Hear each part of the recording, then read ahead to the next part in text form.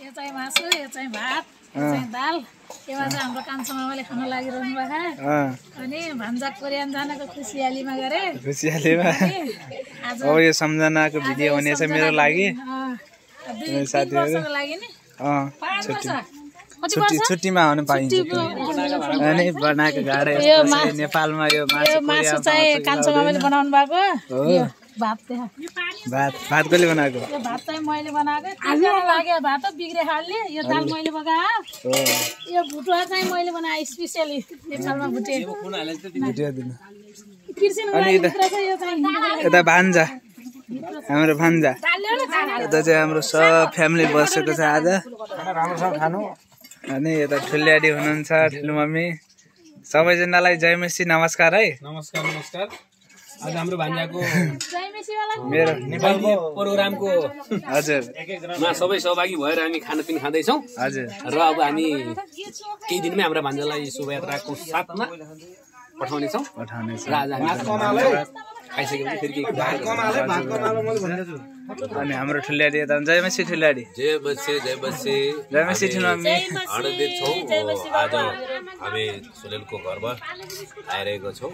हजुर भोलि चाहिँ विदेश जानेको योजनामा छन्। त्यही त्यसैको लागि हामीहरू भेटघाटको लागि पनि आएका छौँ। अनि उसको यात्रालाई पनि यात्रा मङ्गलम होस्, शुभ होस्, परमेश्वरको आशीर्वाद होस् भनेर प्रार्थना गर्दैछौँ होइन। अगाडि पनि प्रार्थनामा सम्झिराख्नेछौँ। खुसी लाग्यो यहाँ आएर हामीले बस्न सबैसँग भेटघाट गर्नको मौका मिल्यो।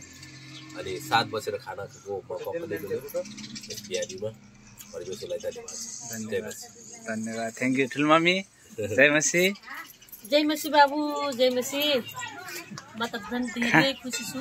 खाना मेरो बिचमा पुराना मानिसहरू सबैसँग भेटघाट गर्दा म धेरै खुसी छु। अनि धन्यवाद छ परमेश्वरलाई पनि, प्रभुले मलाई यो मौका दिनुभयो। म यहाँ आएँ अनि आफ्नो भाइ बहिनीहरूसँग आफ्नो आफन्तहरूसँग भेटघाट गर्ने अनि मेरो छोरा सुनिलको लागि भेटघाट गर्नको लागि मौका दिनुभयो परमेश्वरले। धेरै धेरै धन्यवाद छ। अनि बाबुको शुभकामनाको लागि हामी प्रार्थना गर्नेछौँ। उहाँको यात्रा अनि सफल काम जो पनि क्षेत्रहरूमा उसले कदम बढाइरहेको छ त्यो पुरा होस् भनेर यो प्रार्थना छ हाम्रो। आमेन। जय मेसी। हाम्रो बजेर यता हुनुहुन्छ। सबको खाने प्रोग्राम भइरहेछ। हाम्रो मामा चाहिँ आज थालको कमी भएको कारणले डबडामा बस्नु भएको छ है गाइस। कस्तो लाग्दैछ डबडामा मामा खाँदाखेरि? एकदम सबै चिज एकै ठाउँ आछ थोरै भयो नि धेरै जस्तो लागिरहेछ।